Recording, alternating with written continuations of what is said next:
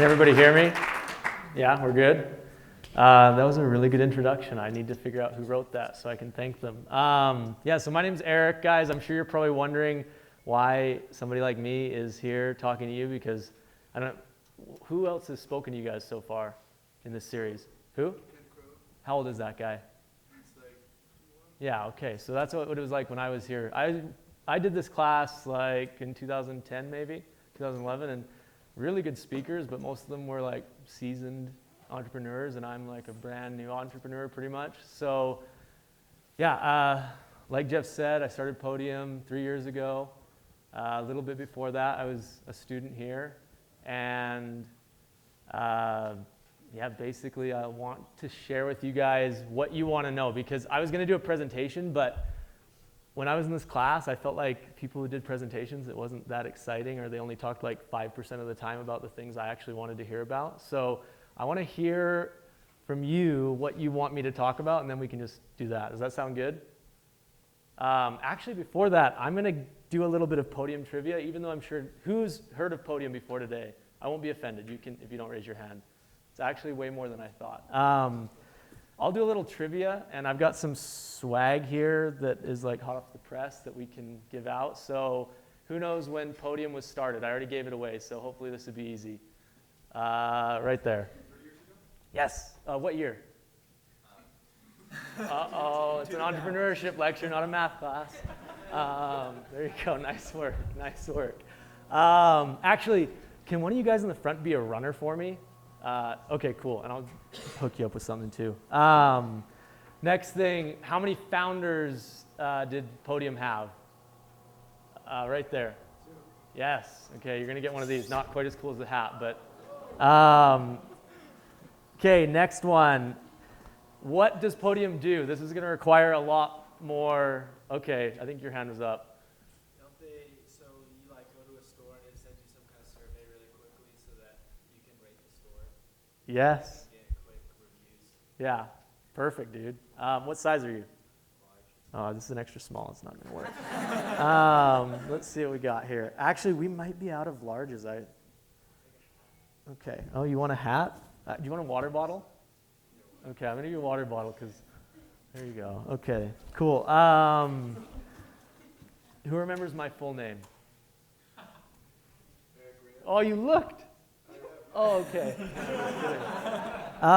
Okay, I got some beanies. Let's see, some other Podium trivia. This is like, let's see, I need to think of other trivia things. How many employees do we have? And you can give me a range within 25. It's 51 to 200 employees. You're on LinkedIn or Glassdoor? Glassdoor.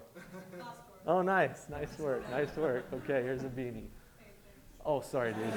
Here's one for you, too.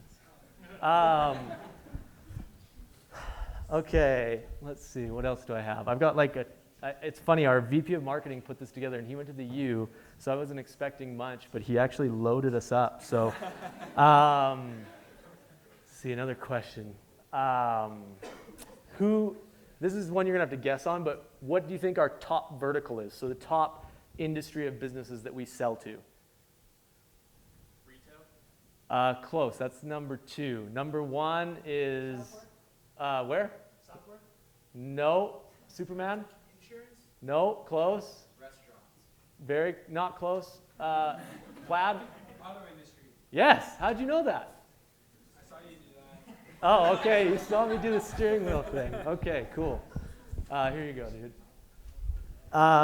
Let's see. What's up? Is that why you started your company? Because your father he runs the automotive? Yeah, he did. How'd you know that? I read up. Oh, okay, cool. Yeah, you can have a lanyard. Sorry, not that cool, but okay. There's tons more. I got to think of one more good question. How many employees do we have? How many energy drinks do Podium employees consume per week? 4? Oh, per employee? Is that what you're thinking? Yeah. Okay, not 4 total for sure. I actually don't know the answer, but I think that's probably a pretty good guess considering our sales team. What size are you? Medium? Okay. Let's see here. Say You'll take a beanie, okay. Here you go.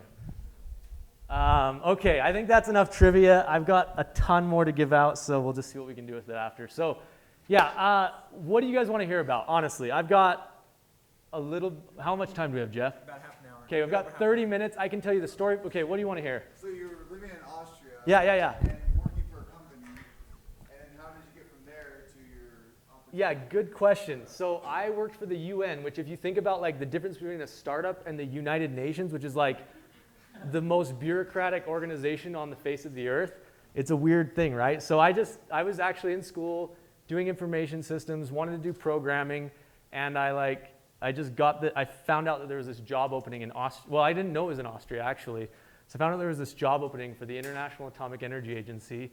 I'm not actually that into nuclear energy, but it paid really well, and I realized I didn't have to pay income taxes because it was the UN, and it gave me like 6 weeks vacation, so I thought, that's pretty good. And my current job offer that I had at the time was with Walmart, which gave 1 week vacation and was like in Bentonville, Arkansas. So anyways, I got the job. My wife and I flew to Austria, which we found out after the interview that it wasn't a remote position, it was in Austria. So we flew there, spent a year there. I realized that it was like the exact opposite of what I wanted to do for my career. And so during this time, I had actually started to hear about my dad, who had a tire shop in Canada, where I'm from. And he would call me up and say, "Oh, Eric, like, I'm getting slammed online," or like, "This person like called me up and they're not going to come into the tire shop because I only have like 5 reviews and 4 of them are negative." I was like, "That's weird. Like, I know your tire shop's actually pretty dang good, so."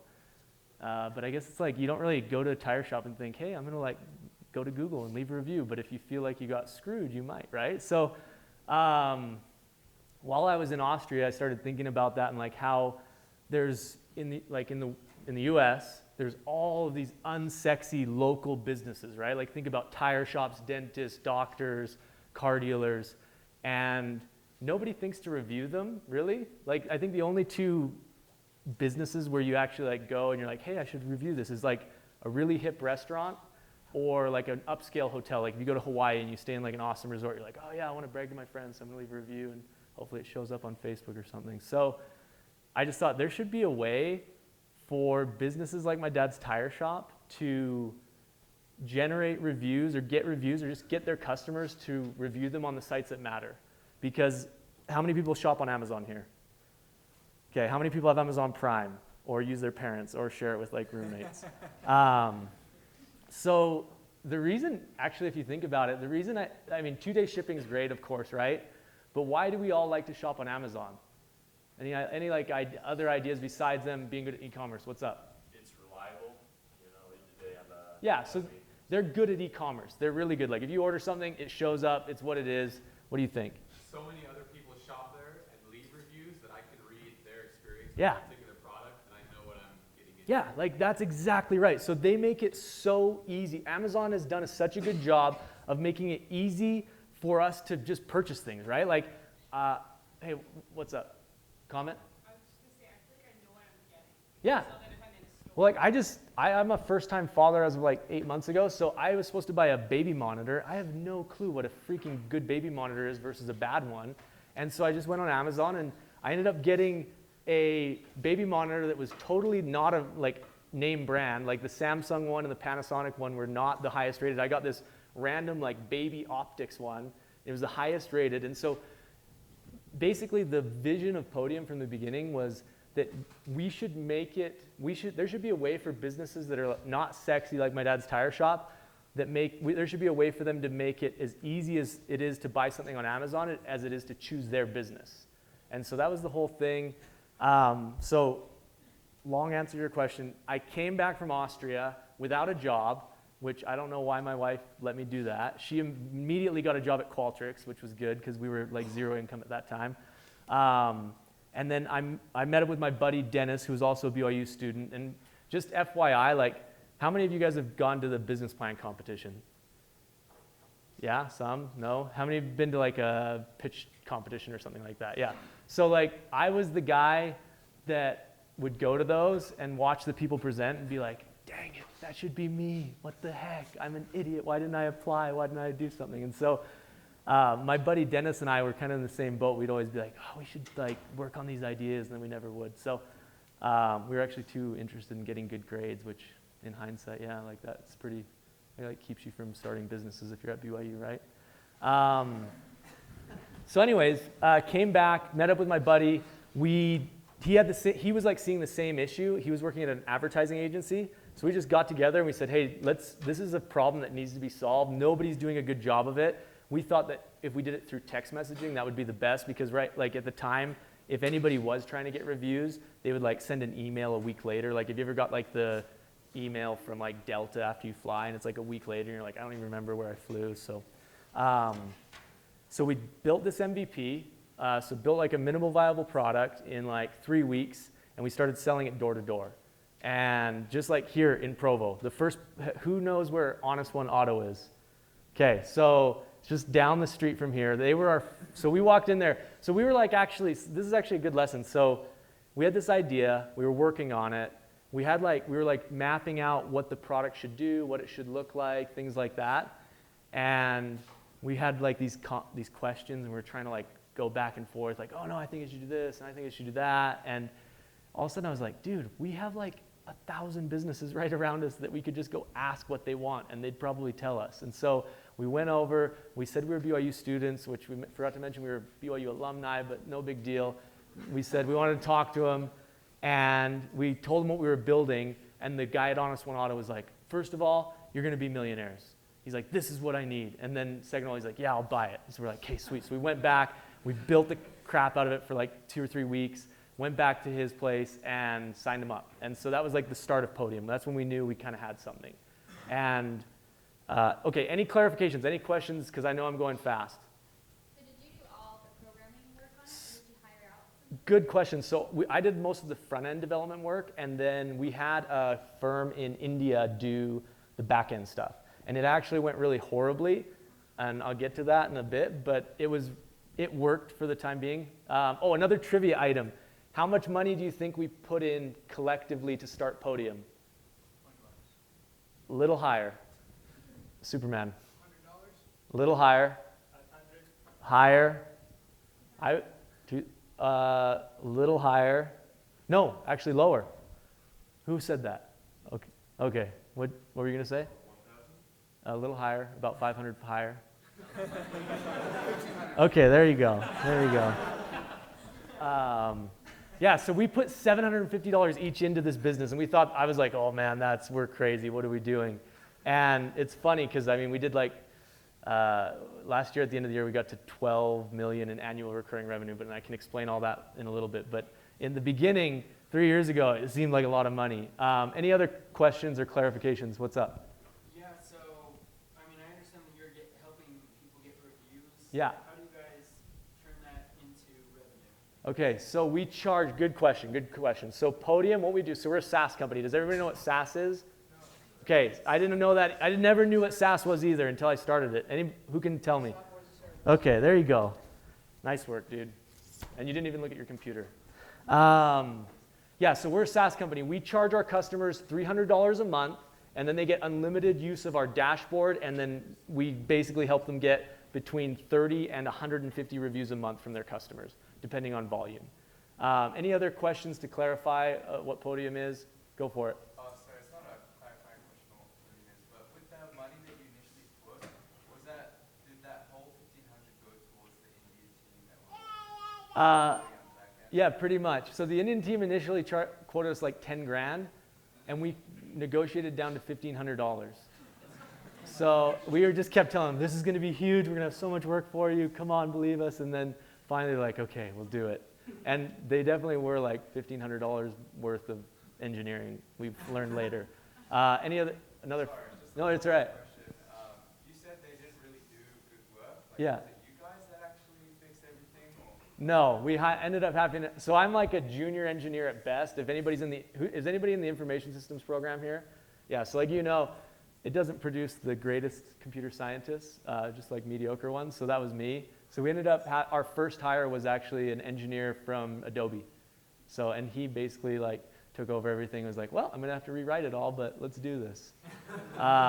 Good question. So anyways, so where were we in the story?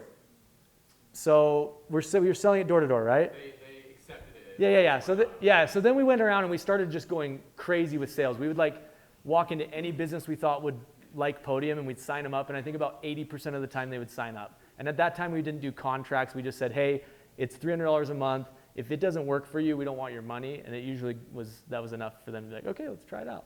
So big lesson. I tried to start a few businesses before, like I said, in BYU, and I started a little iPad accessories company before I graduated from college and did a couple Kickstarter campaigns. But I think like if thinking back to starting Podium, the thing that we did right, we did like so much wrong.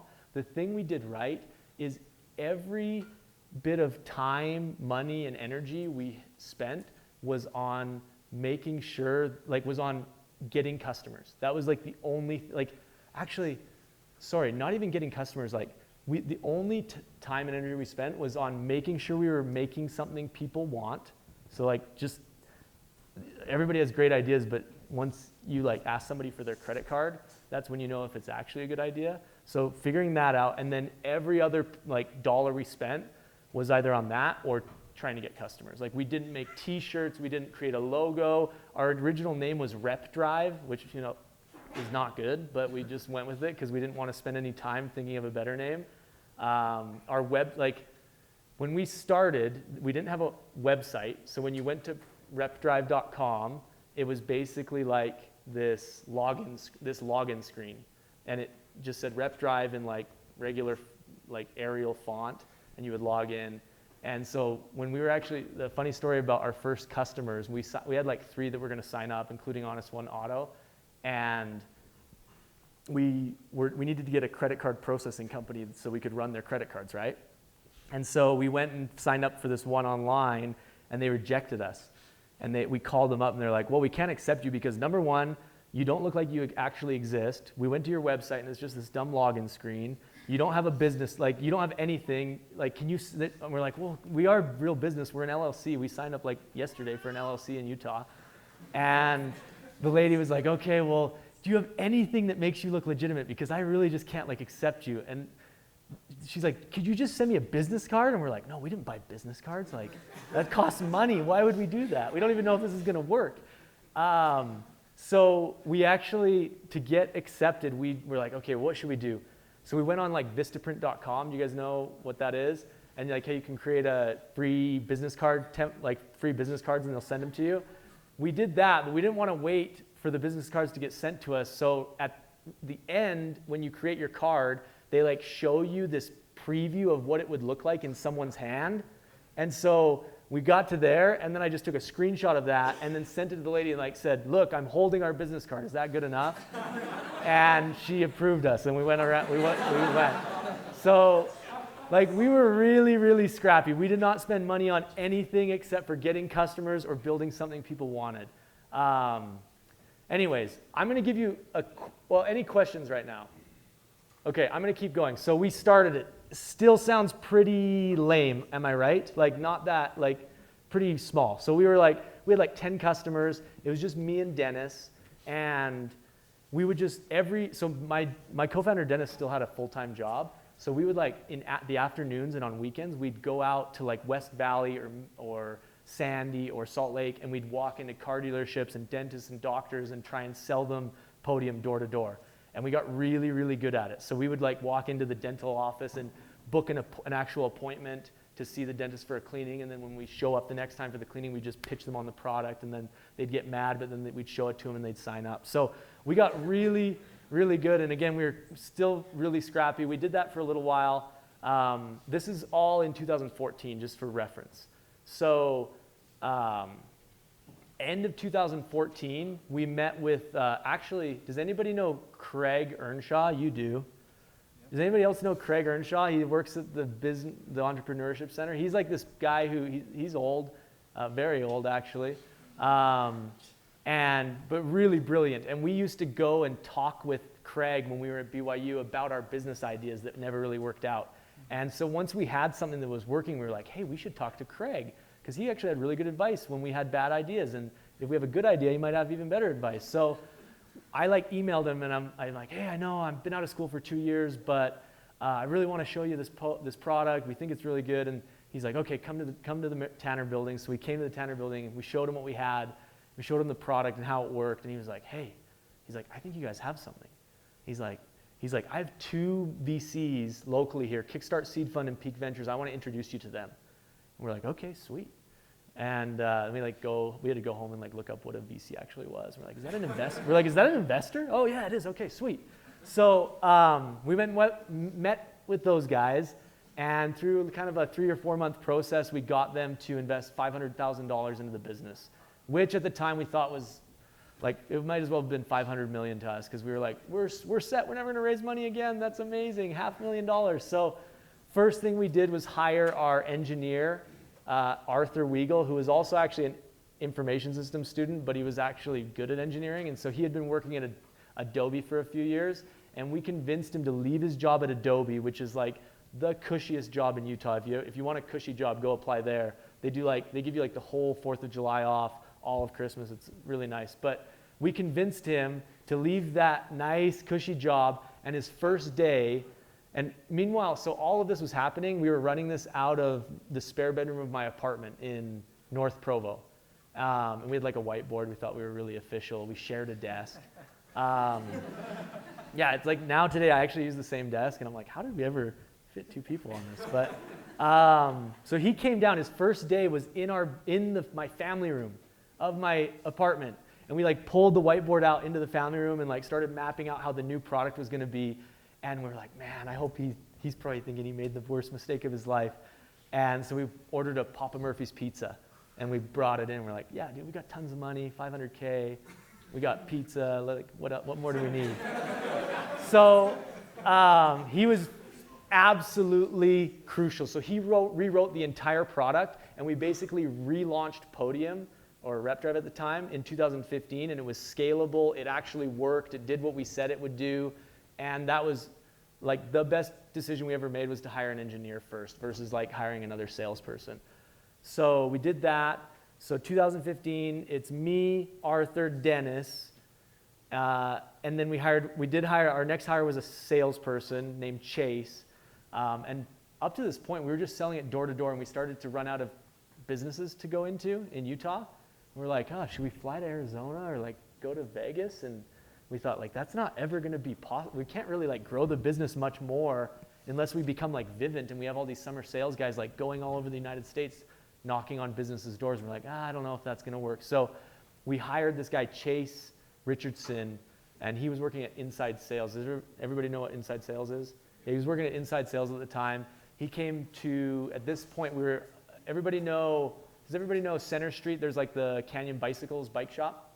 So we were, at this point, like early 2015, we rented out the upstairs part of the bike shop, and it was $1,000 a month, and it barely had heat or air conditioning. So in the winter, we had to wear coats and gloves, and in the summer, it was like you were sweating, like basically, yeah, down to your skivvies. So we were there. He came in from Inside Sales, which is another pretty big company, and we told him our idea was that we should sell this over the phone, and we'd never done it before. We'd actually tried, and weren't really good at it. And we said, hey, but like we want you to try and figure this out, and if you can, we think that it can be really successful. So Chase joined the team, and his first 2 months he sold 0, which made me really nervous because he like had a family and left a good job. And then his 3rd month he sold $80,000 worth of software. So we were pumped, and he was too, because I think by that 3rd month he was thinking, oh crap, what have I done? So we realized that we could sell this thing over the phone, and that opens up a ton of opportunity, right? Because now we thought if we can just hire more Chases, then we can actually we can operate right here from Provo or Utah, and we can sell to anyone. So that was huge. Any questions up until now? Yeah, what did he change in his sales approach? He changed who he was going after. So at first he was going after like tiny little car dealerships in Texas that had like 5 cars on their lot. And then we said, hey, maybe you should call like a Chevy dealership or something. And then turned out they wanted it a lot more than the guy who had 5 cars on his lot. And then he also, like, he didn't know how to sell it like we did, and so it took like 2 months for him to ramp up. Any other questions or comments or anything? You? How did you change like the pricing structure? Because you said at the beginning it was just $300 per month. Yeah. I'm sure for bigger accounts you start saying, well, we're going to charge this. Like, how did you actually Yes, set that up? that's a good question. So we charge $300 per month per rooftop. So if you have 100 rooftops, then we charge you a little bit less than $300 times 100 rooftops. And so, yeah, that's a good question. So, bringing in investor funding to really kill you if you're not careful. How do you navigate that? Yeah, so that's a good question. We were pretty good, even though we had no idea what we were doing. So we went into our first investor meeting and talked to them, and they're like, well, who's on your cap table right now? And blah, blah, blah. And what, like, they asked us all these questions, and then I literally went home and spent the next 3 hours looking up terms on Investopedia. Like, oh, what is a cap table? What is participating preference? And so we didn't know what we were doing, but we learned really, really quickly how to, like, what was important and what worked. And then really, like, yeah, you're right. Investors can be really ruthless, and they seem really nice when you start talking to them. And then when it comes down to like doing the deal, they're like, hey, yeah, we just don't think you guys are worth that much, so we're gonna just cut the deal in half. Like, how does that sound? And you're like, well, we need money, but crap, that's not good. So one thing that we did really well is we were cash flow positive from day one. So we were making money. We didn't need their money to continue to grow. And so that was really, really important, because back in those early days when we were raising that first 500K, we were able to say, like, they did, at one point we tried to get a $2 million valuation, and they said, no, we want to do a $1 million valuation. And we said, hey, you know what? We think we're worth $2 million today. It's really important to us that we don't dilute the value, like don't dilute our ownership so early on. And so we'll just keep going and keep growing, and then we'll just talk to you in like a year. And they spooked them because they thought it was a good business idea, and they knew if we kept growing, it would be worth more and more and more. And so eventually we got the terms and the valuation we wanted. You up there? Okay, so yeah, that's what I was gonna ask. Did you get, so you raised 500,000 at a $2 million valuation? Yeah. Yeah. So we gave up about 20% of the company. Question? When you call the businesses, did you just talk to, like, was it the managers that were able to make that decision, or who did you? That's actually that's one of the hardest. So did everybody hear that question? He said, that's one of the hardest things when you're calling a business, like cold calling a car dealership. Knowing who to talk to or getting to the person that you need to talk to is really, really tough. And at the beginning, that's the hard part, right? Like, you can go talk to a receptionist or a sales guy at a car dealership easily, but actually talking to the general manager who's going to make the decision is really difficult. And so we've gotten really good at it at Podium. And how much time do we have, Jeff? We get 10, 15 Holy minutes. crap. Okay, so I'm not even to the point where we actually start having success. So I'm just going to quickly give you the recap. So 2015, hired Arthur, started hiring sales guys. By the end of 2015, we had about 10 employees, full-time employees, and we went from about $0 in annual recurring revenue. And does everybody know what annual recurring revenue means? So it's because we charge $300 a month, if they stay with us, then that money they keep paying us that on a recurring basis, year over year over year. So like, we were basically at zero. By the end of 2015, we went from 0 to $2 million in annual recurring revenue on $500,000 in funding, which normally for companies in the Bay Area or even here, to take $1 of investment money and turn it into $1 of annual recurring revenue is really good. We took $1 of investment and turned it into 4. So we're doing really, really good. We were really efficient. So by the end of the year, we were at about $2 million in annual recurring revenue. We raised another $3.5 million from some of the same investors, but then also from like Josh James from Domo, and Jeremy Andrews from Traeger, and Aaron Sconard from Pluralsight, and then this Japanese guy named Nobu, who's absolutely filthy rich and has invested in like every successful tech company in Utah. And then we also decided we should apply for Y Combinator. Now, who knows what Y Combinator is here? If you do not, it sounds like most people don't, go research Y Combinator. They are awesome. They are the best accelerator program in the world by far. So the companies that have come out of Y Combinator are Airbnb, Stripe, Dropbox, Reddit, is it Cruise that just got acquired for $1 billion by GM. So tons of amazing companies have come out of it. So we applied to that. they have a lower acceptance rate than Harvard. So I think they have like 5,000 companies apply every batch, and they accept like 50. And we applied, we got an interview, so we had to fly out to San Francisco, and then we got in. So we were really excited about that, because I think we were the second Utah company to ever get accepted into Y Combinator. And so we went to that for 3 months during the beginning part of 2016, and it was awesome. We got to meet like the founder of, we got to meet the founders of Airbnb. We got to meet the founder of Groupon. Like it was just an awesome experience to learn from really, really successful entrepreneurs. So anyways, now we're in 2016. So last year, we started at $2 million. From there, we've gone from about 10 employees to today we have 140. We've just hit $15 million in annual recurring revenue. And yeah, things are going really well. So that's kind of that's the lifetime of Podium. And yeah, here we are today at $15 million in annual recurring revenue and 140 employees. Not in the bike shop anymore, so we're in Lehigh, Thanksgiving Park. Any questions?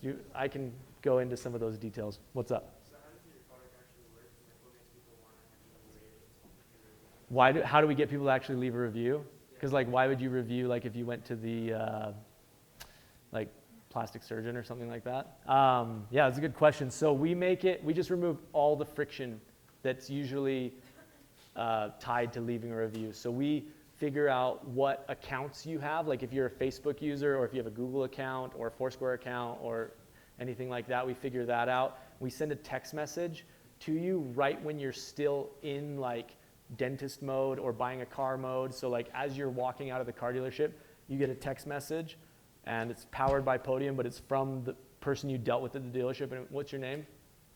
David. To say, hey David, this is Eric from Kengar Ford. Thanks again for coming in. How was everything? And you would respond, yeah, it was great, thanks a lot. Or you might respond like, no, it sucked. And we actually have artificial intelligence that will determine what the sentiment is of your response and then reply actually as a real person. So all this happens without ever anybody actually responding. So if you're like really happy, then we say, awesome, like with a ta-da emoji or something, or a smiley face, and we say, that's awesome, so great to hear. Hey, do you have a minute to leave us a review? And then you might respond like, yeah, no problem. And so then we put a link in there and say, hey, awesome, here's a link that makes it easy. You click on that link, we figure out what apps you have on your phone, and then we take you to leave a review. Any questions, more questions about that? So like, it's kind of cool. We're not like doing crazy artificial intelligence right now, but we're having like thousands of conversations every day with people where they think they're talking to a real person and they're actually talking to this like Zoe AI that we built, which is awesome. And like, I love it because my goal is that every time we reach out to a customer of one of our clients, that they feel like it's a really personalized individual engagement versus like some spammy like email or something like that. Question? So like if I use Yelp, will it take me to a Yelp site where I can post on there? Or? Yeah, exactly. Yeah, you got it. Anything else? Up at the top? How did you decide how to use your investment funding? Yeah, so that's a good question. How did we decide how to use our investment funding? So like I said at the beginning, we only used it for two things: making something people want and getting customers. So we were so scrappy. Like honestly, guys, I don't know how we got people to stay with us when we hired them, because we used to fly to trade shows. So we'd like fly to Florida and go to a dental trade show and sign people up there. And we would we would like stay in like an Airbnb, like a tiny Airbnb with like 6 guys, and we would make people use Skiplagged. Do you guys know what Skiplagged is? Okay, I'm not even gonna go into that. Oh, you do? Okay, so it's like this way to get really cheap tickets, because if you're trying to fly from Salt Lake to Tampa, Florida, this site you guys should actually all look it up later. It actually looks up all the flights from go from Salt Lake through Tampa to another destination that are cheaper. So like it might be like Salt Lake, Tampa, Orlando, so that there's a layover in Tampa, and so you just go, and as long as you don't actually check any bags, you just hop off the plane when they land, and then you get a cheap flight there. And like sometimes you get caught and like your Sky Miles get revoked and stuff. So we were just really, really scrappy. We we just barely put our name on the building where we're at, because now we have like a full floor in one of those new office buildings in Thanksgiving Park. And it's just funny because we've been so scrappy and efficient since day one. It's weird to see like a big sign that costs a lot of money on the building. Next question. Just, sorry, I was wondering, how do you balance like being scrappy with attracting employees and creating a positive work environment and compensation and everything like that? Yeah, so we've never been too scrappy on compensation. We've always tried to pay people what they are worth, or at least have the value exchange be equal between Podium and the employees. And one thing early on that was really attractive were the stock options. Like our stock options from the day that Arthur, our first hire, joined to today have probably increased by like 80x. So if they were worth $100,000 when he joined, today they're worth quite a bit. So that was really good. And now we can, now we still give stock options to every employee, and they'll still probably 3 to 6x this year. But yeah, we just try and keep it fair. And then we don't, some companies, they want the employees to be in the office from like 8 to 8, and they'll bring dinner in and stuff. We think that we'd rather promote people that can come in and do their work in like 6 hours. So we like people to come in, focus on what they're doing, focus on their job, have autonomy, and then when they're ready to go home, to do 12-hour days, just because I don't think it's healthy, or I don't think it's that effective. Question here? While you were in school, did you know that you wanted to be an entrepreneur? And if you did, what made you choose computer science or computer programming? Yeah, good question. So I always wanted to. My dad owned a tire shop, which is, I guess, it's an entrepreneurial thing. I guess nowadays it's not that sexy, but I guess back in the day before computers it was. I always did want to do it. Like I said, I started a little accessories company when I was at BYU and did some Kickstarter projects. The reason I chose information systems is because I felt like having a hard skill like computer science or programming would be extremely helpful if I ever did want to start a business. It turns out it was pretty helpful, because when we started the business, even though I wasn't building the entire product myself, I was able to actually like call these guys' bluff. Like if they built something and it didn't work, or they estimated a certain amount of hours, I'd be able to say like, hey dude, I just don't think that's right, or that's reasonable. So that's why. Yeah. What else? Any other questions, guys? Right there. So what is the tech stack of your original product? Rails app. It was like just a monolithic Rails app from the beginning. Now it's not, for sure. Now it's a React. Like we use React on the front end and Elixir on the back end, which is nice. Got about 5 minutes. Okay. So if you were to start another company, how do you think you would go about looking for a market? Well, that's a good question. How many people here want to start a business? I imagine some, right? Okay, good, a lot. So I don't know if anybody's told you this before, but unfortunately, and I was a victim of this, because I had like this idea, actually it's a product today, I just saw it the other day, but I had this idea when I was at BYU to keep people from being distracted from their computers while they're in class, but also be able to let them take good notes. I wanted to create this like e-paper note-taking tablet. So it was like e-ink, no internet, and you just took notes on it. And I thought that was like the best idea in the world. And I think I got like 100 people to sign up at the BYU bookstore saying they would buy it for like $200, but it was a bad idea. Like that is a bad market to get into. So I think when you're thinking about business ideas, I would think outside the problems that you face as a student, because unfortunately for most students, your ability to pay money for things is not extremely high unless you work for Vivint and you just had a sick summer, bro. Which I actually did sell alarms door to door, but I hopefully wasn't as stereotypical as that. So I think if you're thinking of starting a company, like the best thing is if it's a pain that you have, but then that also like millions of other people have, right? Like if it's a million other college students and it's something that they'd all pay for, yeah, that's good. But if it's like, I want to figure out how BYU students can go on dates inside the campus without spending more than $15, like that's a really bad business idea, because the total addressable market is like, how many BYU students are there? 30,000? and like 90% of them are married with kids, so not good. Yeah, I just would think of like, what's the market, what's the pain, and then think about like solving problems for people that have money to spend. So I think that was one of the best things we did, is we solved the problem first that like millions of people have. People are willing to pay for it, and what we're doing is pretty defensible. Like you can send a text message with a link, that's not hard, but to do now what we're doing with artificial intelligence and actually having conversations without actually having a person behind it, it's hard. I saw a hand here. Yeah, so once we have a good idea and a lot of people want it, how do we approach people to like pull us up, like investors? Like, how would you approach them? So the only reason we were able to attract investors initially was because we had no track record, no history, no like nothing really. The only reason is because we had sales. Like we had people that were paying us currently.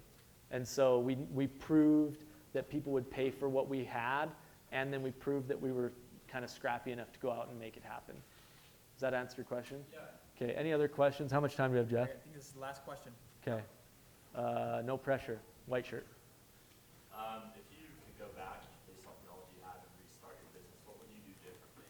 Oh, crap. Good question.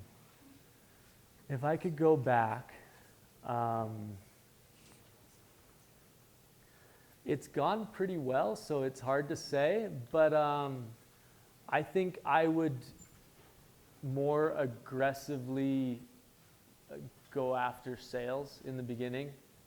I think I'd just be more aggressive than I was, because I mean, the big thing when you're starting out is the doubt, right? Like you go home and you're like, what am I doing? Like my wife's making decent money at Qualtrics and I'm here in the spare bedroom of my apartment paying myself $1,000 a month. Like what the heck am I doing? So yeah, I think just removing that and just going for it. Like if you're gonna do it, you might as well do it as hard as you can until you fail, right? Cool. Well, Any parting thoughts? yeah, probably. So I think, yeah, I mean, I'm not Josh James or like Mark Zuckerberg by any means. You guys are probably like, wow, this guy's kind of like, apparently anybody can do it, right? So I just think, yeah, like if you want to start a business, just like do it. I get emails a lot from BYU students, and they're asked to come in and talk with me, and I like love talking with students or whoever. And the biggest thing I see is people like to play entrepreneur. They don't necessarily want to be an entrepreneur, because playing it is a lot easier than actually being one. And so there are so many ideas out there and so many problems that are maybe being solved in a bad way right now. They could be solved in a way better way. And if you're going to do it, I think just focus on those two things that I've kind of been hitting on. And it's like, I think about this a lot, like why was Podium successful? Why does it continue to be successful? And the two things are make something people want and validate it. And that's more than just like getting people to sign your form outside of the most friendly university in the world, which is like what I did with my other crappy ideas.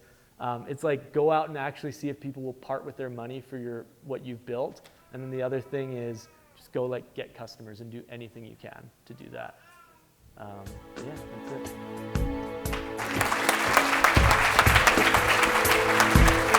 I